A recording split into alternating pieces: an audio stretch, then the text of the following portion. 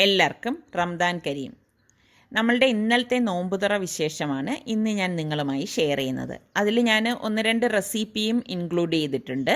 അപ്പോൾ നമ്മളുടെ channel subscribe ചെയ്യാത്തവരുണ്ടെങ്കിൽ സബ്സ്ക്രൈബ് ചെയ്യാനും ലിങ്ക് ഷെയർ ചെയ്യാനും ഒന്നും മറന്നു വരുത് കേട്ടോ. അപ്പോൾ നമുക്ക് നമ്മളുടെ ഇന്നത്തെ ഈ എപ്പിസോഡിലേക്കൊന്ന് പോയാലോ. ഞാൻ കടല രാവിലെ തന്നെ വെള്ളത്തിലിട്ട് വെച്ചിട്ടുണ്ടായിരുന്നു. അപ്പോൾ അത് ഞാൻ കഴുകി ഡ്രെയിൻ ചെയ്തെടുത്ത് ഞാൻ അസർ നിസ്കാരം കഴിഞ്ഞ ശേഷമേ കിച്ചണിലേക്ക് വരാറുള്ളൂ. അപ്പോൾ അത് കഴിഞ്ഞിട്ട് ഇതുപോലെ കടല ഞാൻ കുക്കറിൽ പാകത്തിനുള്ള വെള്ളവും ഉപ്പും ഒക്കെ ഇട്ടിട്ട് ഒരു 3 വിസിൽ വരെ ഇതൊന്ന് വേവിച്ചെടുക്കും. പിന്നെ വെള്ളക്കടല ആയതുകൊണ്ട് തന്നെ പെട്ടെന്ന് വെന്ത് കിട്ടും. പിന്നെ ഇവിടെ ആണെങ്കിൽ നമ്മളുടെ സുൽത്താന് നോമ്പായി കഴിഞ്ഞാൽ നോമ്പ് കഞ്ഞി മസ്റ്റായിട്ട് വേണം. അത് തേങ്ങാപ്പാലൊഴിച്ച കഞ്ഞിയൊന്നും അവന് അത്ര ഇഷ്ടമില്ല. അവനിഷ്ടം ഞാൻ തേങ്ങ അരച്ചുണ്ടാക്കുന്ന ആ ഒരു കഞ്ഞിയാണ്. അപ്പോൾ അതിന് വേണ്ടി അത് അടുപ്പത്തിട്ടിട്ടുണ്ട്. ഇപ്പം നമ്മളുടെ കടല ഇവിടെ വെന്തിട്ടുണ്ട്. അപ്പോൾ ഞാൻ കുക്കർ തുറന്ന് നോക്കിയപ്പോൾ കറക്റ്റ് പാകത്തിന് വെന്തിട്ടുണ്ട്. ഞാൻ പറഞ്ഞില്ലേ വെള്ളക്കടല ആയതുകൊണ്ട് പെട്ടെന്ന് വെന്ത് കിട്ടും. അപ്പോൾ ഇതൊന്ന് ഡ്രെയിൻ ചെയ്തെടുക്കുകയാണ്. അപ്പോൾ ഈ സമയം കൊണ്ട് തന്നെ നമ്മളുടെ കഞ്ഞിയും റെഡി ആയിട്ടുണ്ട്. അപ്പോൾ ചിക്കൻ ഹണ്ടി ഉണ്ടാക്കാൻ വേണ്ടിയിട്ട് ഞാൻ ഏകദേശം 1.5 കിലോ ചിക്കൻ, ബോൺലെസ് ആണ് ഇതിൽ കൂടുതലുള്ളത്, കുറച്ച് ബോണും കൂടി ഇട്ടിട്ട് എടുത്താണേ. അതിലേക്ക് ഞാൻ 2 ടീസ്പൂണും കുരുമുളക് പൊടിയും 1 ടീസ്പൂൺ മഞ്ഞൾപ്പൊടിയും പാകത്തിനുള്ള ഉപ്പും ഇട്ട് ഒന്ന് മിക്സ് ചെയ്തിട്ട് അരമണിക്കൂർ ഇതൊന്ന് ഈ ഒരു മസാല പിടിക്കാനായിട്ട് മാറ്റി വെക്കും. അപ്പം നമുക്കിതിലേക്ക് കുറച്ച് കാഷ്നട്ടിൻ്റെ പേസ്റ്റ് വേണം. അപ്പോൾ അതിന് വേണ്ടിയിട്ട് ഞാനിവിടെ ഒരു 10-15 കാഷ്നട്ട് എടുക്കണം കേട്ടോ. അത്രയെങ്കിലും വേണം, എങ്കിലേ ഒരു ടേസ്റ്റ് ഉണ്ടാവത്തുള്ളൂ. അപ്പോൾ കാഷ്നട്ട് ഞാനൊന്ന് സ്പ്ലിറ്റ് ചെയ്ത് എടുത്തിട്ട് പെട്ടെന്ന് ഇത് കുതിർന്ന് കിട്ടാൻ വേണ്ടിയിട്ട് ചൂടുവെള്ളമാണ് ഒഴിക്കുന്നത് കേട്ടോ. ചൂടുവെള്ളം ഒഴിച്ചിട്ട് ഒന്ന് മാറ്റി വെക്കും. അപ്പോൾ ഈ സമയം ഞാനിത് കഞ്ഞിക്കുള്ള അരപ്പ് ഒന്ന് റെഡിയാക്കാൻ പോവുകയാണ്. അപ്പോൾ ഇത് കഴിഞ്ഞ് ഞാൻ എൻ്റെ വീഡിയോയിലും കാണിച്ചിട്ടുണ്ടായിരുന്നു ഇതിൻ്റെ അരപ്പൊക്കെ തയ്യാറാക്കുന്നത്. ഇപ്പോൾ കാണാത്തവർക്ക് ഞാൻ പറഞ്ഞുതരാം. തേങ്ങയും ഇഞ്ചിയും ചെറിയ ജീരകവും മഞ്ഞൾപ്പൊടിയും, എന്നിട്ട് പാകത്തിനുള്ള ഉപ്പും വെള്ളം ഒഴിച്ചിട്ട് ഞാൻ അരച്ചെടുക്കും. അപ്പോൾ കഞ്ഞി വേവിക്കുന്നതിൽ ഞാൻ ഉപ്പിട്ടിട്ടില്ല. ഇതുപോലെ ഈ അരപ്പിലാണ് ഉപ്പിട്ടെടുക്കുന്നത്. അപ്പം നമുക്ക് പെട്ടെന്ന് അപ്പം ഇത് കഞ്ഞിയിലേക്ക് പിടിച്ചോളും. എന്നിട്ട് കഞ്ഞി റെഡി ആകുമ്പോൾ ഈ അരപ്പ് ഇതിലേക്ക് ഒഴിച്ചിട്ട് ഇതുപോലെ ഇളക്കി കൊടുക്കും. ഒന്ന് തിള വരുമ്പോഴേക്ക് ഞാൻ ഗ്യാസ് ഓഫ് ചെയ്ത് മാറ്റി വെക്കുകയാണ് ചെയ്യുന്നത്. പാകത്തിനുള്ള വെള്ളം വേണമെങ്കിൽ ഇതുപോലെ ചേർത്ത് കൊടുത്താൽ മതി കേട്ടോ. അപ്പോൾ കഞ്ഞിയും റെഡി ആയിട്ടുണ്ട്. പൊടിയരി ആയതുകൊണ്ട് തന്നെ പെട്ടെന്ന് റെഡിയായി കിട്ടും. അപ്പോൾ നമുക്ക് ചിക്കൻ ഹണ്ടി ഉണ്ടാക്കാൻ വേണ്ടി ഞാൻ ഇതുപോലെ അത്യാവശ്യം വലിയ 2 സവാള എടുത്തിട്ടുണ്ട്. അപ്പോൾ ഇത് നമ്മൾ മിക്സിയുടെ ജാറിലിട്ട് ഒന്ന് അരച്ചെടുക്കുകയാണ് ചെയ്യുന്നത്. വെള്ളമൊന്നും ചേർക്കത്തില്ല കേട്ടോ. ചേർക്കാതെ തന്നെ ഒന്ന് അരച്ചെടുക്കും. അപ്പോൾ ഇത് അത്താഴത്തിന് കഴിക്കാൻ വേണ്ടിയിട്ടുള്ള കറിയാണ് കേട്ടോ. നമ്മളിവിടെ നോമ്പ് തുറക്കുന്ന സമയത്തൊന്നും പലഹാരമൊന്നും കഴിക്കത്തില്ല. അത്താഴത്തിന് മാത്രമേ ഇവിടെ കഴിക്കത്തുള്ളൂ കേട്ടോ. ഇത് കണ്ടോ, ഇതുപോലെ ഒന്ന് അരച്ചെടുക്കും. എന്നിട്ട് ഞാൻ ഇവിടെ ഒരു ക്ലേ പോട്ടാണ് എടുത്തിരിക്കുന്നത്. അതിലേക്ക് 3 ടേബിൾ സ്പൂൺ ഒലിവ് ഓയിലാണ് ഒഴിച്ചു കൊടുത്തിരിക്കുന്നത്. ഇതിലേക്ക് നമ്മൾ ഈ അരച്ച് വെച്ചിരിക്കുന്ന സവാള ഇട്ട് ഇതുപോലെ ഒന്ന് വഴറ്റി കൊടുക്കും. അപ്പോൾ അതിൻ്റെ ആ ഒരു വാട്ടർ കണ്ടൻറ്റൊക്കെ പോകുന്നത് വരെ നമ്മളൊന്ന് വഴറ്റിയ ശേഷം 3 ടേബിൾ സ്പൂണോളം ജിഞ്ചർ ഗാർലിക് പേസ്റ്റ് ഇട്ട് കൊടുക്കും. അപ്പോൾ ഇത് ഉണ്ടാക്കുന്നതിൻ്റെ വീഡിയോ ഞാൻ ഇതിനു മുൻപ് പോസ്റ്റ് ചെയ്തിട്ടുണ്ടായിരുന്നു. അപ്പോൾ ലിങ്ക് ഞാൻ ഡിസ്ക്രിപ്ഷൻ ബോക്സിൽ കൊടുത്തിരിക്കാം. അപ്പം നോമ്പ് തുറക്കുന്ന സമയത്ത് ഒരു സ്വീറ്റ് ബ്രെഡ് ഉണ്ടാക്കാമെന്ന് വിചാരിച്ചിട്ട് ഞാൻ 2 കപ്പ് മൈദ മാവും ഇതിലേക്ക് 1 ടീസ്പൂണ് ഈസ്റ്റും കൂടി ഇട്ട് കൊടുക്കുകയാണ്. ഇൻസ്റ്റൻറ്റ് ഈസ്റ്റാണ് ഇട്ട് കൊടുക്കുന്നത്. എന്നിട്ട് 1 ടേബിൾ സ്പൂൺ പഞ്ചസാരയും പാകത്തിനുള്ള ഉപ്പും കൂടി ഇട്ടിട്ട് കൈകൊണ്ട് നന്നായിട്ടൊന്ന് മിക്സ് ചെയ്ത് കൊടുക്കും. ഇതുപോലെ ഒന്ന് മിക്സ് ചെയ്ത് കൊടുത്ത ശേഷം ഇതിലേക്ക് ഞാൻ ഏകദേശം 1.25 കപ്പ് പാലാണ് ഒഴിച്ചു കൊടുക്കുന്നത്. പാൽ ഇതുപോലെ ഒഴിച്ചിട്ട് നല്ല ചൂടാക്കിയ പാലാണ് ഞാൻ ഇതിലേക്ക് ഒഴിച്ചു കൊടുക്കുന്നത് കേട്ടോ. എന്നിട്ട് കൈകൊണ്ട് ഇതുപോലെ നന്നായിട്ടൊന്ന് മിക്സ് ചെയ്തെടുക്കും. ഈ സമയത്ത് തന്നെ ഞാൻ നമ്മളുടെ ഇഞ്ചിയും വെളുത്തുള്ളിയും ഒക്കെ അരച്ചതും സവാളയൊക്കെ ഒന്ന് വഴറ്റിയെടുക്കുകയാണ്. അതൊന്ന് വഴണ്ട ശേഷം നമ്മൾ മാരിനേറ്റ് ചെയ്ത് വെച്ചിരിക്കുന്ന ചിക്കൻ പീസസ് ഇതിലേക്ക് ഇട്ടിട്ട് നന്നായിട്ടൊന്ന് മിക്സ് ചെയ്ത് കൊടുക്കും. എന്നിട്ട് മൂടി വെച്ചാണ് വേവിച്ചെടുക്കുന്നത്. അപ്പോൾ നമ്മുടെ ഈ ബ്രെഡിൻ്റെ ഈ കൂട്ടിലേക്ക് ഞാൻ ഏകദേശം 2 ടേബിൾ സ്പൂണോളം ബട്ടർ ഒന്ന് മെൽറ്റ് ചെയ്യിച്ചിട്ട് അതും കൂടി ഇട്ടിട്ട് ഇതുപോലെ ഒന്ന് കുഴച്ചെടുക്കുകയാണ്. അപ്പം ഈ ബട്ടറും പാലും ഒക്കെ എല്ലായിടത്തും വരത്തക്ക രീതിയിലൊന്ന് കുഴച്ചെടുക്കണം. പിന്നെ വെള്ളം വേണം എന്നുണ്ടെങ്കിൽ ഇതുപോലെ കുറച്ച് വെള്ളം കൂടി ഒഴിച്ചു കൊടുത്തിട്ട് കുഴച്ചെടുത്താൽ മതി. നമ്മൾ എത്രത്തോളം നന്നായിട്ട് കുഴയ്ക്കുന്നു അത്രത്തോളം നല്ല സോഫ്റ്റ് ആയിരിക്കും നമ്മളുടെ ബ്രെഡ് എന്ന് പറയുന്നത് കേട്ടോ. അപ്പോൾ ഞാൻ ഇതിവിടെ കുഴച്ചെടുത്ത് വെച്ചിട്ടുണ്ട്. അപ്പോൾ നിങ്ങൾക്ക് വേണമെങ്കിൽ മൈദയ്ക്ക് പകരം ഗോതമ്പ് മാവും ഉപയോഗിക്കാം. അപ്പോൾ നമ്മളുടെ ചിക്കൻ ഞാൻ അടപ്പൊന്ന് മാറ്റിയിട്ട് ഒന്ന് ഇളക്കി കൊടുക്കുകയാണ്. അപ്പോൾ ഇതിലേക്ക് നമ്മൾ വെള്ളമൊന്നും ഇപ്പോൾ ചേർക്കരുത് കേട്ടോ. ഇങ്ങനെ ഇടയ്ക്കിടയ്ക്ക് ഒന്ന് അടപ്പ് മാറ്റിയിട്ട് ഒന്ന് ഇളക്കി കൊടുത്താൽ മാത്രം മതി. എന്നിട്ട് മൂടി വെച്ചിട്ട് അത് വേവിക്കുകയാണ്. കുറച്ച് കഴിയുമ്പോഴേക്കൊരു 10 മിനിറ്റ് കഴിഞ്ഞിട്ട് അടപ്പ് മാറ്റുമ്പോൾ ഇതുപോലെ ചാറൊക്കെ അതിൽ നിന്ന് തന്നെ ഊറി വരും. എന്നിട്ട് വീണ്ടും ഇത് നമ്മൾ അടുക്കി പിടിക്കാതെ ഇളക്കി കൊടുത്തിട്ട് പൊടികൾ ഇട്ട് കൊടുക്കുക. ഞാൻ ഇതിലേക്ക് 2 ടേബിൾ സ്പൂണോളം കാശ്മീരി ചില്ലി പൗഡറും 2 ടേബിൾ സ്പൂണോളം മല്ലിപ്പൊടിയും 1/2 ടീസ്പൂണ് ചെറിയ ജീരകം, അതായത് ക്യുമിൻ സീഡിൻ്റെ പൗഡറും കൂടി ഇട്ടിട്ട് നന്നായിട്ടൊന്ന് മിക്സ് ചെയ്ത് കൊടുക്കും. അപ്പോൾ ഈ സമയത്ത് നമ്മൾ പൊടികൾ ചേർത്തിട്ട് എല്ലായിടത്തും പൊടികൾ യോജിക്കത്തക്ക രീതിയിലൊന്ന് മിക്സ് ചെയ്ത് കൊടുക്കണം കേട്ടോ. അതാണ്ടോ ഇപ്പോൾ ഞാൻ എല്ലാം മിക്സ് ചെയ്ത് എടുത്തിട്ടുണ്ട്. അപ്പോൾ ഇത് നമുക്ക് മൂടി വെച്ച് വേവിച്ചെടുക്കണം. അപ്പോൾ ഞാൻ കുതിർത്ത് വെച്ചിരിക്കുന്ന കാഷ്നട്ട് ഇതുപോലെ വെള്ളത്തോടു കൂടി തന്നെ മിക്സിയുടെ ജാറിലേക്ക് ഇട്ടിട്ട് അടിച്ചെടുക്കുകയാണ് ചെയ്യുന്നത്. നന്നായിട്ട് ഇതൊന്ന് അരച്ചെടുക്കണം കേട്ടോ. അപ്പോൾ നമ്മളുടെ കാഷ്നട്ട് പേസ്റ്റ് ഇവിടെ റെഡി ആയിട്ടുണ്ട്. എന്നിട്ട് ചിക്കൻ്റെ ഈ അടപ്പൊന്ന് മാറ്റിയിട്ട് നമ്മൾ ഈ പാസ്ത സോസ് ഉണ്ടല്ലോ, അതാണ് ഞാനിവിടെ എടുക്കുന്നത്. ഒരു 3 ടേബിൾ സ്പൂൺ പാസ്ത സോസ് ഇതിലേക്ക് ഇട്ട് കൊടുക്കും. അപ്പോൾ ഇത് ഉപയോഗിക്കണമെന്ന് വെച്ചാൽ ഇതിലാവുമ്പോൾ ഒറിഗാനോയൊക്കെ ഒരുപാട് സ്പൈസസ് ഇതിലേക്ക് ചേർന്നതാണ്. അപ്പോൾ നല്ലൊരു ടേസ്റ്റ് ആയിരിക്കും കേട്ടോ. ഇനി നിങ്ങളുടെ കയ്യിൽ പാസ്ത സോസ് ഇല്ലെങ്കിൽ നിങ്ങൾ ടൊമാറ്റോ സോസ് ഉപയോഗിച്ചാലും മതി. എന്നിട്ട് ഇതുപോലെ നന്നായിട്ടൊന്ന് മിക്സ് ചെയ്തിട്ട് നമ്മൾ ഇതിലേക്ക് ഞാനിവിടെ 1/4 കപ്പ് തൈര് കട്ടയില്ലാതെ ഉടച്ചെടുത്തിട്ടുണ്ട്. ഈ തൈര് ഇതിലേക്ക് ഒഴിച്ചു കൊടുക്കും.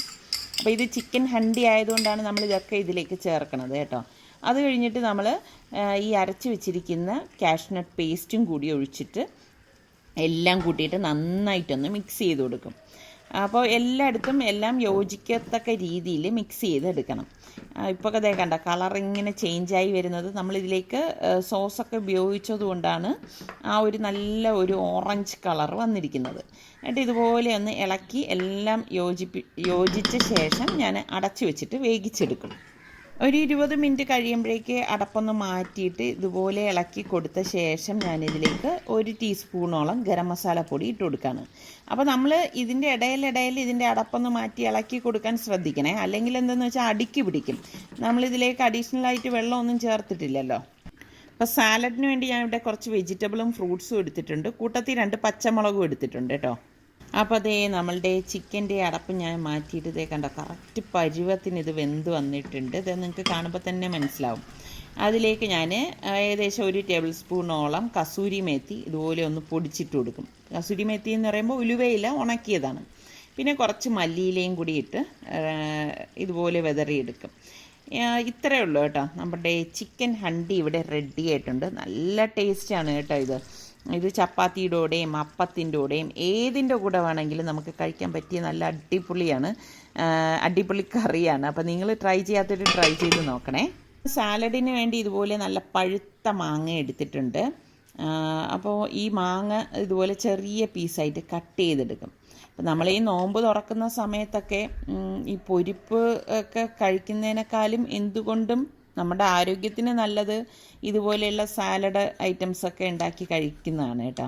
പല രീതിയിലെ സാലഡ് നമുക്ക് ഉണ്ടാക്കിയെടുക്കാൻ പറ്റും. ഞാൻ നമ്മളുടെ ചാനലിൽ ഒരുപാട് സാലഡിൻ്റെ ഐറ്റംസൊക്കെ പല സമയത്തായിട്ട് ഇട്ടിട്ടുണ്ട്.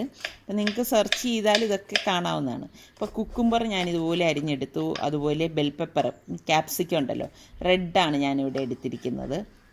റെഡും ഗ്രീനും ഉണ്ട് കേട്ടോ. നിങ്ങൾക്ക് ഏത് വേണോ അതിനനുസരിച്ച് നിങ്ങൾക്ക് ചൂസ് ചെയ്തെടുക്കാം.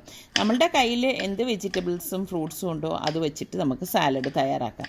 അല്ലാതെ ഇന്നത് വേണം എന്നൊന്നും യാതൊരു നിർബന്ധവും ഇല്ല. അപ്പോൾ ഞാൻ കുറച്ച് ഗ്രീൻ ഗ്രേപ്സും ഞാൻ ഇതുപോലെ കട്ട് ചെയ്തെടുത്ത്, പിന്നെ ടൊമാറ്റോ ഉണ്ടായിരുന്നു. അപ്പോൾ ടൊമാറ്റോയും ഇതുപോലെ ചെറുതായിട്ടൊന്ന് കട്ട് ചെയ്തെടുക്കാം. അപ്പോൾ ഇതൊക്കെ ഇടുമ്പോൾ ഉള്ള ഗുണം എന്താണെന്ന് വെച്ചാൽ ഈ സാലഡ് കാണാൻ നല്ല കളർഫുള്ളായിരിക്കും. അപ്പോൾ ഞാൻ പറഞ്ഞില്ലേ ഗ്രീൻ ക്യാപ്സിക്കം, അതും ഇതുപോലെ ഒന്ന് കട്ട് ചെയ്തെടുക്കുകയാണ്. ക്യാപ്സിക്കം ഒക്കെ ശരിക്കും പറഞ്ഞാൽ നമ്മുടെ ഹെൽത്തിന് വളരെ നല്ല ഒരു വെജിറ്റബിളാണ് കേട്ടോ.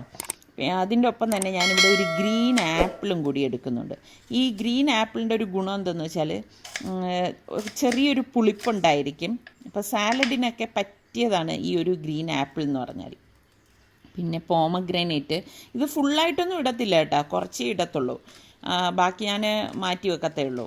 അപ്പോൾ ഈ പോമഗ്രാനേറ്റും ഇതുപോലെ അടർത്തി എടുത്തിട്ട് ഇളക്കിയെടുക്കും. അപ്പോൾ ദേ ഞാൻ ഫ്രൂട്ട്സും വെജിറ്റബിൾസും ഒക്കെ ഇതുപോലെ കട്ട് ചെയ്തെടുത്തിട്ടുണ്ട്. എന്നിട്ട് നമ്മൾ ഈ വേവിച്ച് വെച്ചിരിക്കുന്ന കടലയുണ്ടല്ലോ, അത് ഇതുപോലെ ഒരു വലിയൊരു ബൗളെടുത്തിട്ട് അതിലേക്ക് ഞാൻ ഏകദേശം ഒരു 2 കപ്പോളമാണ് ഇട്ട് കൊടുത്തിട്ടിരിക്കുന്നത്. ബാക്കി ഞാൻ അടച്ച് ഫ്രീസറിൽ സൂക്ഷിക്കുകയാണ് ചെയ്യണത്. എന്നിട്ട് നമ്മൾ ഈ അരിഞ്ഞ് റെഡിയാക്കി വെച്ചിരിക്കുന്ന ഈ വെജിറ്റബിളും ഫ്രൂട്ട്സും എല്ലാം ഫുള്ളായിട്ട് ഇതിലേക്ക് ഇട്ട് കൊടുക്കും. ഇപ്പം കുട്ടികൾക്കൊക്കെ ഇതുപോലെ ഇടയ്ക്കൊക്കെ ഇതുപോലത്തെ സാലഡൊക്കെ ഉണ്ടാക്കി കൊടുക്കുന്നത് നല്ലതാണ് കേട്ടോ. എന്നും നമ്മൾ ഞാൻ പറഞ്ഞ മാതിരി എണ്ണയിൽ പൊരിച്ച പലഹാരങ്ങൾ കൊടുക്കുന്നതിനേക്കാളും നല്ലത് തന്നെയാണിത്.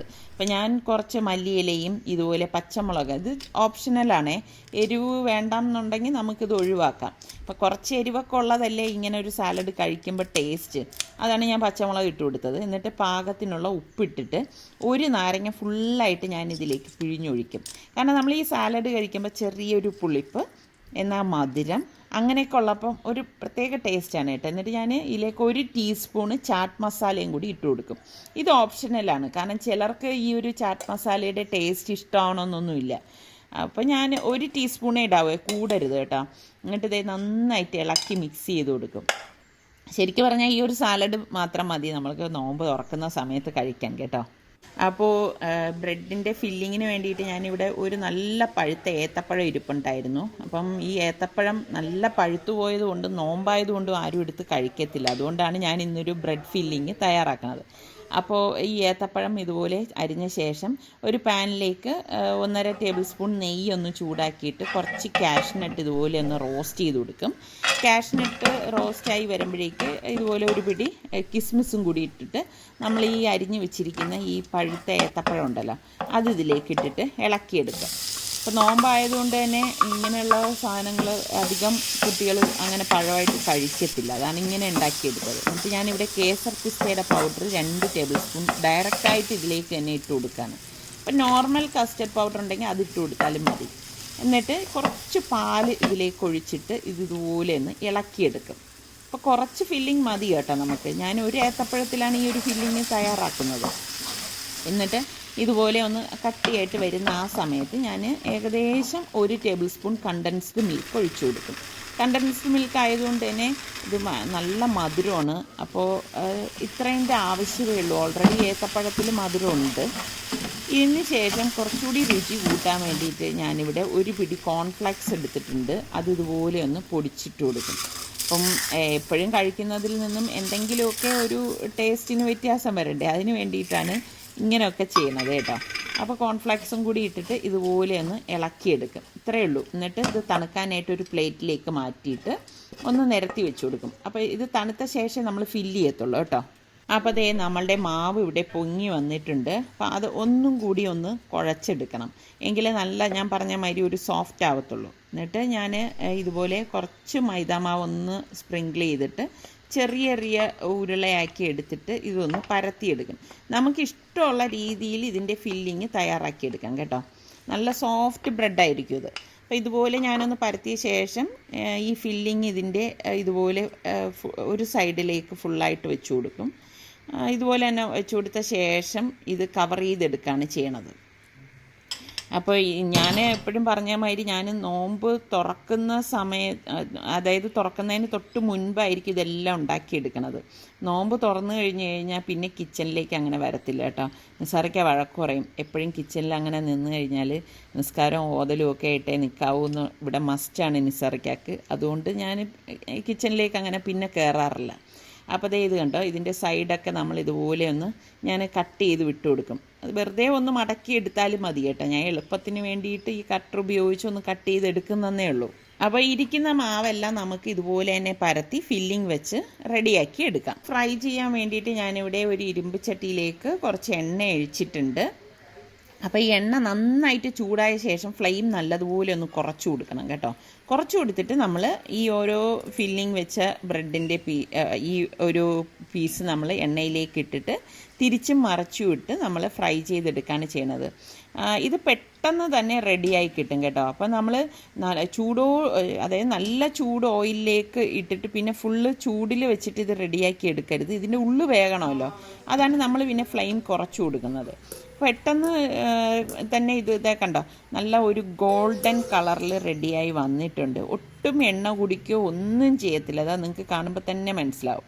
അപ്പോൾ ഇനി ബാക്കിയിരിക്കുന്ന ഈ ഇത് മാവെല്ലാം നമുക്കിതുപോലെ തന്നെ ഇട്ട് ഫ്രൈ ചെയ്ത് ഇതുപോലെ ബ്രെഡ് റോള് റെഡിയാക്കി എടുക്കാം. നിസാറിക്ക് അതേ ഫ്രൂട്ട്സ് എല്ലാം കട്ട് ചെയ്തെടുക്കുകയാണ്. അപ്പം നിസാറിക്കാക്ക് എന്തെങ്കിലും തിരക്കുണ്ടെങ്കിൽ നമ്മുടെ റിസ്വാനായിരിക്കും ഇതൊക്കെ ചെയ്യുന്നത്. പിന്നെ നിസാറിക്കാക്ക് ഭയങ്കര നിർബന്ധമുള്ള ഒരു കാര്യം എന്താ വെച്ചാൽ, നമ്മൾ നോമ്പ് തുറക്കുന്നതിന് അരമണിക്കൂർ മുമ്പ് തന്നെ ജോലിയെല്ലാം ഒതുക്കി വെക്കണം, എന്നിട്ട് ദിക്കർ എടുക്കണം എന്നുള്ളത് ഇവിടെ മസ്റ്റാണ് കേട്ടോ. അപ്പോൾ അതേ ഇപ്പം നോമ്പ് തുറക്കാറായിട്ടുണ്ട്. ഇപ്പോൾ ജ്യൂസെല്ലാം ദേ ഗ്ലാസ്സുകളിലേക്ക് മാറ്റുവാണ്. അപ്പോൾ ഇന്നത്തെ നമ്മളുടെ നോമ്പ് തുറ എന്ന് പറഞ്ഞാൽ ഇത് തന്നെയാണ്, കഞ്ഞിയും ഫ്രൂട്ട്സും പിന്നെ നമ്മളുടെ സ്പെഷ്യൽ ചുണ്ടൽ സാലഡില്ലേ അത്. അപ്പം ശരി, ഇത്രയും കഴിക്കുമ്പോൾ തന്നെ വയർ നിറയും കേട്ടോ. അങ്ങനെ നമ്മളുടെ ഒരു നോമ്പും കൂടി അൽഹംദുലില്ലാഹ് ദേ കഴിയാണ്. അപ്പോൾ നമ്മളുടെ ചാനൽ നിങ്ങൾക്ക് ഇഷ്ടപ്പെടുകയാണെങ്കിൽ, സബ്സ്ക്രൈബ് ചെയ്യാത്തവരുണ്ടെങ്കിൽ സബ്സ്ക്രൈബ് ചെയ്യാനും ലിങ്ക് ഷെയർ ചെയ്യാനൊന്നും മറന്നു വരുത് കേട്ടോ. അതുപോലെ തന്നെ തൊട്ടടുത്ത് കാണുന്ന ആ ബെല്ലൈക്കൺ കൂടി ഒന്ന് പ്രസ് ചെയ്യണേ, എങ്കിൽ മാത്രമേ ഞങ്ങൾ വീഡിയോസ് പോസ്റ്റ് ചെയ്യുമ്പോൾ നിങ്ങൾക്ക് നോട്ടിഫിക്കേഷൻ കിട്ടുകയുള്ളൂ. അപ്പോൾ നമ്മളുടെ ഈ ഒരു കോവിഡ് എന്ന് പറയുന്ന മഹാരോഗത്തിൽ നിന്ന് എല്ലാവരെയും പടച്ചവൻ കാത്ത് രക്ഷിക്കട്ടെ എന്ന് നമുക്ക് എല്ലാവർക്കും ഒരുമിച്ച് ദുആ ചെയ്യാം. അടുത്ത് നമുക്ക് നല്ല റെസിപ്പിയുമായി കാണുന്നത് വരെ എല്ലാവർക്കും ഒരിക്കൽ കൂടി റമദാൻ മുബാറക്.